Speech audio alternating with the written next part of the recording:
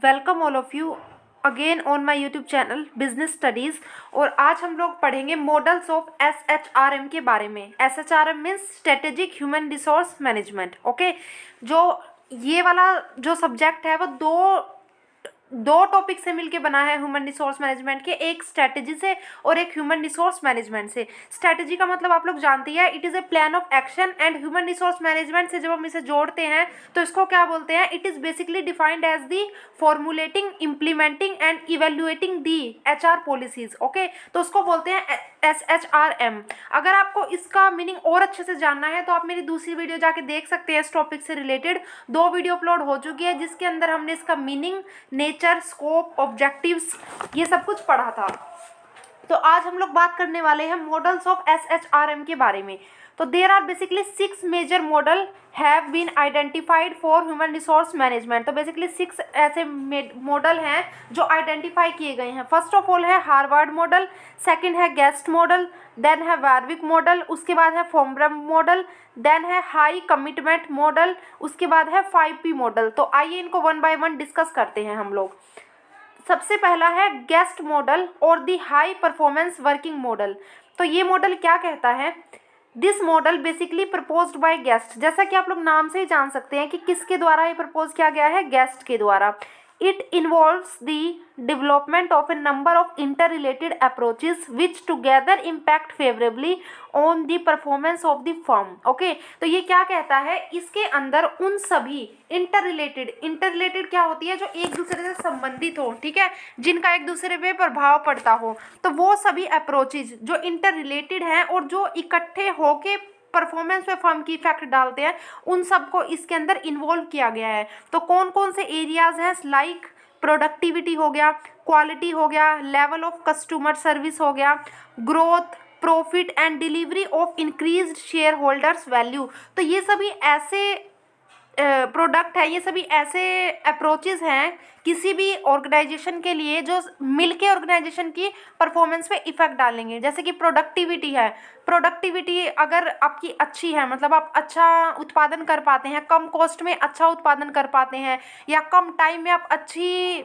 चीज़ें निकाल पाते हैं, तो क्या होगा? उसके साथ आपकी क्या होनी चाहिए? उसकी क्वालिटी भी अच्छी होनी चाहिए। ऐसा नहीं है आप कम समय में तो कोई काम कर रहे हैं लेकिन उसकी क्वालिटी ख़राब हो जाएगी तो उसका कोई बेनिफिट नहीं रहेगा फिर प्रोडक्टिविटी का। तो क्वालिटी किससे रिलेटेड हो गई? प्रोडक्टिविटी से। प्रोडक्टिविटी क्वालिटी से रिलेटेड होगी। Then level of customer services. अब आपने मान लो टाइम पे कोई काम कर भी दिया, ठीक है, उसकी क्वालिटी भी बहुत अच्छी है, लेकिन आपने कस्टमर्स तक नहीं पहुंचाया उस चीज़ को, तो फिर क्या होगा? इससे कभी फिर कोई फायदा नहीं होगा। फिर ना क्वालिटी का कोई फायदा होगा और ना प्रोडक्टिविटी का कोई फायदा होगा। तो ये तीनों एक दूसरे से जुड़ गए। उसके बाद ग्रोथ किस पे डिपेंड करती है? इसी चीज़ पे तो करती है ना, कि जब आपकी प्रोडक्टिविटी अच्छी होगी, आपकी क्वालिटी अच्छी होगी और आप समय पे अपनी सर्विस को कस्टमर तक पहुंचाएंगे, तभी उसकी ग्रोथ भी होगी ऑर्गेनाइजेशन की, और ग्रोथ होगी तो आप लोगों को प्रॉफिट भी तभी इंक्रीज होगा। तो कैसे ये सब चीज़ें एक दूसरे से मिली हुई है, आप देख पा रहे हैं ना? तो इसी तरीके से सब चीज़ें एक दूसरे से मिली हुई है, और इस अप्रोच के अंदर यही दिखाया जाता है कि कैसे number of inter related approaches है जो इकट्ठे होके किसी फर्म की परफॉर्मेंस में हम क्या देखते हैं? प्रॉफिट कितना हो रहा है, उसकी ग्रोथ कितनी है, तो उस सब पे इफेक्ट क्या क्या डालते हैं? प्रोडक्टिविटी होगी, क्वालिटी होगी, लेवल ऑफ कस्टमर सर्विस हो गया, ठीक है। ये इसकी बहुत ही ईजी वे में मैंने लिखा है आपको। आगे चलते हैं। So the main driver of this model are following. तो जो मेन ड्राइवर है इस मॉडल के वो क्या क्या है? फर्स्ट ऑफ ऑल है डिसेंट्रलाइज्ड डिसीजन मेकिंग।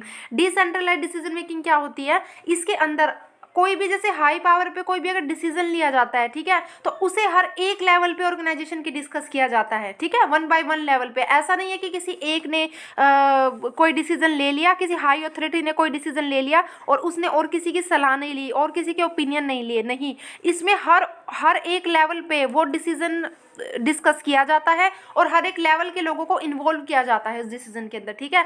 नेक्स्ट है डेवलपमेंट ऑफ पीपल की डेवलपमेंट पे ध्यान दिया जाता है, ठीक है। अकॉर्डिंग टू दिस मॉडल की अगर हम डेवलपमेंट पे पीपल की ध्यान देंगे, पीपल डेवलप्ड होंगे तभी तो हम लोग अपनी जो ऑर्गेनाइजेशन है उसकी ग्रोथ अच्छी कर पाएंगे, क्योंकि अगर जो ह्यूमन रिसोर्स है वो ही अच्छे नहीं होंगे तो हम अपनी कंपनी को आगे कैसे लेके जाएंगे, ठीक है। अब एक एग्जांपल आप लेके चलिए कि अगर जैसे बड़ी बड़ी कंपनियां हैं, गूगल है है, और भी नेस्ले की कंपनी है, ठीक है, और भी जो बड़ी बड़ी कंपनियां हैं, अमेजन है, तो ये अच्छी किस लिए है? ये अच्छे इसलिए है क्योंकि जो इनके जो पीपल है ना, जो लोग वहाँ काम करते हैं, वो लोग बहुत ज़्यादा एजुकेटेड है, वो उनके पास बहुत अच्छी अच्छी स्किल्स है, वो बहुत अच्छे अच्छे आइडियाज़ हैं उनके पास, ठीक है, क्रिटिकल थिंकिंग है उनकी, तभी वो लोग ऐसे ऐसे आइडियाज़ दे पा रहे हैं। ये अगर कोई कंपनी बनती है ना, और कोई अच्छी कंपनी बनती है, तो वो इस वजह से बनती है क्योंकि लोग वहाँ पे अच्छे होते हैं, क्योंकि उनका जो ह्यूमन रिसोर्स होता है वो बहुत ही इंटेलिजेंट होता है, बहुत ही क्रिटिकल थिंकिंग वाला होता है, और बहुत ही उनकी स्किल्स अच्छी होती है, ठीक है, तो इसलिए कोई कंपनी बनती है। नेक्स्ट आपका performance, operational, people management process are align to organisational objective. इसमें लिखा हुआ है कि परफॉर्मेंस को, पीपल मैनेजमेंट को, इन सबको किसके साथ जोड़ के रखना है? ऑर्गेनाइजेशन के ऑब्जेक्टिव के साथ, मतलब इन सबको उसी डायरेक्शन में हमें मैनेज करना है जिसमें हमें ऑर्गेनाइजेशन का ऑब्जेक्टिव अचीव हो रहा हो, जो हमारी ऑर्गेनाइजेशन का गोल है वो अचीव हो रहा हो, ठीक है। Next, fair treatment of those who leaves the organisation and engaged with the needs of the community outside the organisation. इसमें बोला गया कि ये तो है ही, चलो अपने जो लोग अभी करंटली काम कर रहे हैं उन सब के लिए तो इसमें दिया ही गया है, लेकिन साथ में ये भी दिया गया है कि जो लोग इस ऑर्गेनाइजेशन को छोड़ चुके हैं उसके साथ भी फेयर ट्रीटमेंट करना है, और साथ में जो कम्युनिटी की नीड है, ठीक है, कुछ सोशल सर्विसेज में भी कंट्रीब्यूट करना चाहिए कंपनी को, और जो कि आउटसाइड दी ऑर्गेनाइजेशन है, ठीक है। तो ये हो गया आपका, एक मिनट, अरे सॉरी एक minute,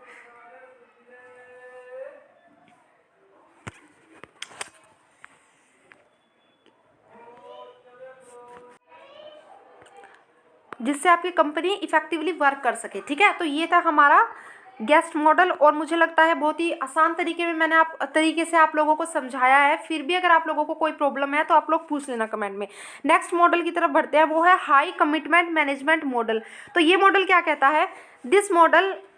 This model defines one of the most important characteristic of HRM is that its emphasis on the importance of enhancing mutual commitment among co-contributor। तो ये वाला मॉडल क्या कहता है? ये मॉडल कहता है, इसने एक बहुत ही इंपॉर्टेंट कैरेक्टरिस्टिक को ह्यूमन रिसोर्स मैनेजमेंट की डिफाइन किया है, और वो क्या है कि इस मॉडल में सबसे ज़्यादा ध्यान दिया जाता है कमिटमेंट के ऊपर, कि आप लोगों की कमिटमेंट को कैसे बढ़ाए, ठीक है, एनहांस करने के लिए कमिटमेंट को लोगों की। क्योंकि देखिए, अगर लोग कमिटेड होंगे, बिल्कुल लॉयल्टी के साथ आपकी ऑर्गेनाइजेशन में पूरी मेहनत के साथ काम करेंगे, तो ऑलरेडी उसकी जो प्रोडक्टिविटी है वो इंक्रीज हो जाएगी, क्वालिटी भी इंक्रीज हो जाएगी, और जो प्रोडक्ट होंगे वो भी अच्छे होंगे, और कस्टमर सर्विस भी अच्छी होगी। तो इसमें इस इंपॉर्टेंट जो कैरेक्टरिस्टिक है उसके ऊपर ध्यान दिया गया है कि लोगों की कमिटमेंट को ऑर्गेनाइजेशन के प्रति बढ़ाना है, ठीक है। तो ये है हमारा high commitment management model. Next है, high commitment management emphasises personal responsibility, independence and empowerment of employees across all levels instead of focusing on one high power. It always intended to keep commitment at high level, calling all the shots. तो इसमें कहा गया है कि जो high commitment management है ना, वो किस चीज़ पे एम्फसाइज करती है? एम्फसाइज होता है किस चीज़ पे उसका मेन फोकस होता है? उसका फोकस होता है पर्सनल रिस्पॉन्सिबिलिटी, कि लोगों को ऐसा एहसास होना चाहिए कि यस, उनकी भी कोई जिम्मेदारी है, ठीक है। सेकंड, इंडिपेंडेंस, उनको थोड़ी छूट दी जाए कि वो अपने काम को और क्रिएटिव तरीके से कर सके, ओके। वो चाहते हैं इस मॉडल के अनुसार कि लोगों को, जो लोग काम कर रहे हैं ऑर्गेनाइजेशन के अंदर, उन्हें इतनी इंडिपेंडेंस दी जाए कि वो अपने काम को और अच्छे ढंग से कर सके। And empowerment of employees across all levels, ठीक है, हर लेवल पे इन्वॉल्व करना चाहिए लोगों को, ठीक है, हर लेवल पे लोगों को थोड़ी बहुत छूट देनी चाहिए कि आप अपनी तरीके से काम कीजिए, उनसे उनके व्यूज़ लेने चाहिए, उनके सजेशंस लेने चाहिए, आइडियाज़ लेने चाहिए, हर लेवल में मीटिंग्स होनी चाहिए, ठीक है। तो ये एक हाई पावर पे फोकस नहीं करता ओनली, ये किस पे, ये हर लेवल पे फोकस करता है, और ये हाई कमिटमेंट पे फोकस करता है। मतलब लोगों को इस तरीके की फीलिंग जनरेट होनी चाहिए कि वो अपनी फैमिली में काम कर रहे हैं और वो लोग पूरी कमिटमेंट के साथ अपना काम करें, ठीक है। तो that is called high commitment management model. Next है इसके अंदर ways to high commitment, ways to achieve high commitment, कि किस तरीके से हम हाई कमिटमेंट को अचीव कर सकते हैं। तो इसके अंदर आएगा development of leadership through training, कि जो लीडरशिप है उसको हम कैसे डेवलप कर सकते हैं? ट्रेनिंग देके अच्छी। High level of functional flexibility, मैंने आपको बताया कि फंक्शनल फ्लेक्सिबिलिटी क्या होती है, कि लोगों को छूट होनी चाहिए कि वो भी अपने तरीके से काम के अंदर थोड़ा सा चेंज ला सके, वो अपने तरीके से थोड़ा क्रिएटिव तरीके से अगर करना चाहते हैं तो उन्हें करने दिया जाए, ठीक है। नेक्स्ट, रिडक्शन ऑफ हायरार्कीज, बहुत सारी हायरार्कीज नहीं होनी चाहिए कि ये बहुत अपर है, लोअर है, या इससे हम ये चीज़ डिस्कस नहीं कर सकते, इससे कोई आइडिया नहीं ले सकते। Next D emphasis of status differential. Status differential बहुत ज़्यादा नहीं होना चाहिए कि वही बात है कि कोई हाई अथॉरिटी है कोई लो अथॉरिटी है, ऐसा बिल्कुल नहीं होना चाहिए। सबके साथ जो कोई भी आप डिसीजन लेने जा रहे हैं तो हर लेवल से आपके पास एक एक पर्सन होना चाहिए जिसके आप आइडियाज़ व्यूज़ ले सके। Next team work should be preferred. हमेशा टीम वर्क को प्रेफर करना चाहिए, ठीक है। जैसे टीम मिलके कोई डिसीजन लेंगे, मतलब एज ए टीम वर्क करो, एज ए फैमिली वर्क करो। इसके अकॉर्डिंग आप ज़्यादा हायरार्की और स्टेटस को डिफरेंशिएट मत करो किसी कंपनी के अंदर, आप कमिटमेंट पे ज़्यादा ध्यान दो। नेक्स्ट है high degree of involvement of employees in the management of quality. जो एम्प्लॉयज़ है उनकी बहुत ज़्यादा इन्वॉल्वमेंट होना चाहिए, ठीक है। तो उनके अकॉर्डिंग हमें अपनी पॉलिसीज़ भी बनानी है कि जिससे उनका मोरल बूस्ट हो सके। नेक्स्ट है a policy of no permanent and compulsory employment. Okay, तो ये थी हमारा हाई कमिटमेंट मॉडल। नेक्स्ट है आपका फोम्ब्रम मॉडल। अब ये मॉडल क्या कहता है, the Fombrun Tichy and Devanna model of HRM is a simple framework for explaining the significance and nature of key HR activities. तो ये क्या है, एक सिंपल सा है, ठीक है। इसमें क्या बताया जाता है, HR एक्टिविटीज, जो इंपॉर्टेंट HR एक्टिविटीज है उनके नेचर के बारे में और उनके इंपॉर्टेंस के बारे में बताया गया है। It holds that the organisational structure should be managed in a way that aligns with the organisational strategy. Okay, इसने कहा है कि जो ऑर्गेनाइजेशन का स्ट्रक्चर है वो इस तरीके से बना होना चाहिए कि जो हमारे ऑर्गेनाइजेशन का जो ऑब्जेक्टिव है उससे मेल खाता हो, ठीक है। तो सारा स्ट्रक्चर इस तरीके से हम तैयार करें कि वो हमारे ऑर्गेनाइजेशन के ऑब्जेक्टिव से मिले या फिर वो हमारे ऑर्गेनाइजेशन के गोल को अचीव करने के लिए हो। नेक्स्ट है it focuses on the 4 HRM function namely selection, appraisal, development and reward as well as their interconnection. ये बेसिकली किस पे फोकस करता है, सिलेक्शन पे, अप्रेजल पे, डेवलपमेंट पे और रिवार्ड पे, ठीक है। बेसिकली ये जो मॉडल है इसमें कहाँ से स्टार्ट होती है, सिलेक्शन से स्टार्ट होती है, ठीक है। लेकिन सिलेक्शन से पहले भी तो बहुत सारी चीजें होती है ना, हमें पहले भी तो एक प्लान बनाना होता है, वो सब इसमें इन्वॉल्व नहीं किया गया है, इसमें सिलेक्शन से स्टार्ट होती है। तो क्या क्या इसके अंदर माना गया है, ये बहुत ही छोटा सा मॉडल है, ठीक है। इसमें बहुत ही नैरो अप्रोच है, ठीक है। तो इसके अंदर बेसिकली क्या है, The model identifies 4 main HR processes to be performed in an organization। ये क्या कहता है कि 4 मेन प्रोसेस है। पहला क्या है, selection, allocating people to task. मतलब सिलेक्शन तो आप लोग जानते हैं ना कि लोगों को हम किसी पोस्ट पे पर्टिकुलर पे सिलेक्ट करते हैं या उन्हें कोई रिस्पॉन्सिबिलिटी या टास्क देते हैं, ठीक है, जिसके लिए उसे सिलेक्ट किया गया है।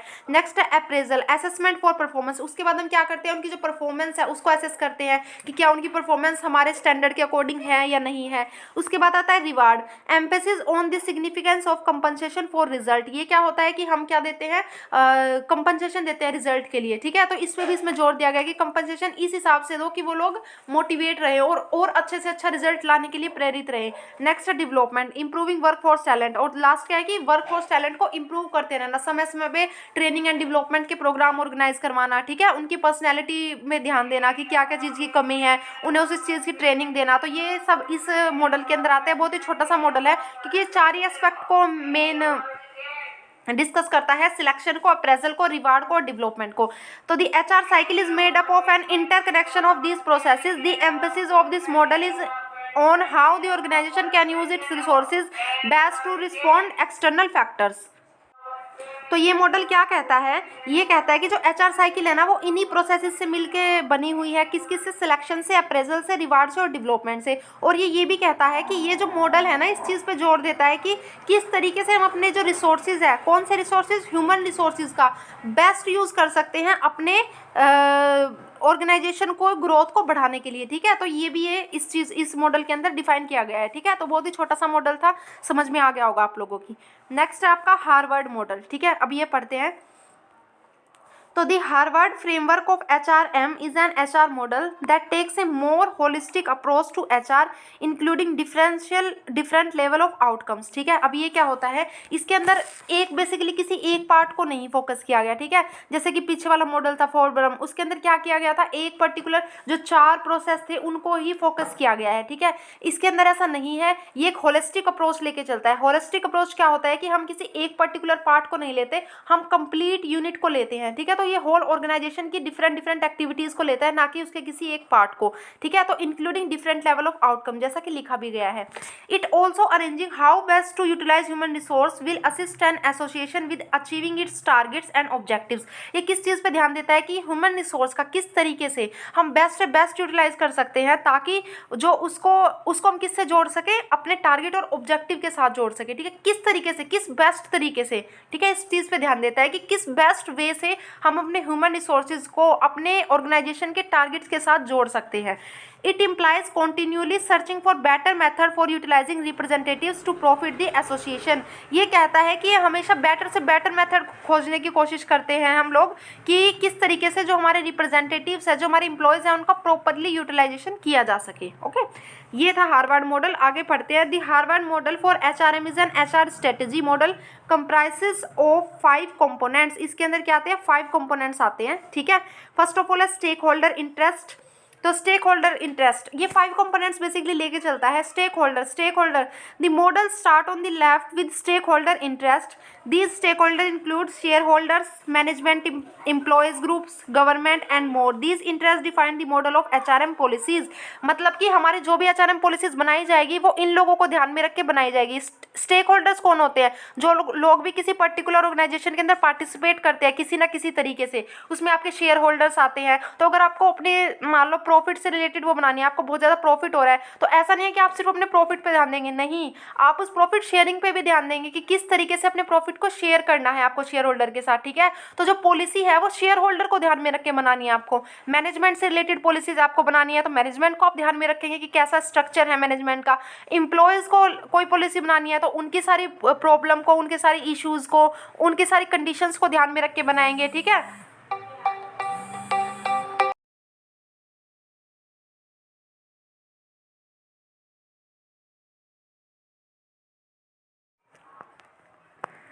नेक्स्ट आपका सिचुएशनल फैक्टर्स। ठीक है, दूसरा फैक्टर क्या लेके चलता है? Situational factors. सिचुएशनल फैक्टर्स के अंदर क्या क्या आते हैं?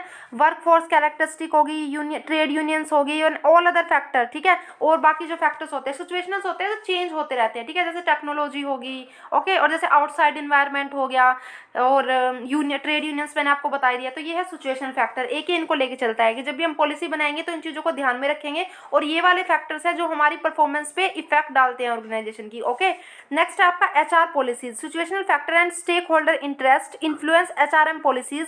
These include the core HR activities like recruitment, training and reward system. ठीक है, तो ये जो सिचुएशनल और स्टेक होल्डर के जो फैक्टर्स होते हैं ये लोग इन्फ्लुएंस डालते हैं HRM पॉलिसीज पे। मतलब इनको ध्यान में रख के HRM पॉलिसीज बनाई जाती है, और ये this include the core HR activities. ठीक है, इनमें क्या क्या एक्टिविटीज इंक्लूड होती है? रिक्रूटमेंट, जो HRM पॉलिसीज है उनके अंदर क्या क्या इंक्लूड होता है ये बताया जा रहा है। रिक्रूटमेंट हो गया, ट्रेनिंग हो गया, रिवॉर्ड सिस्टम हो गया। ठीक है, ये सब HR पॉलिसीज में अपना इंक्लूड होता है।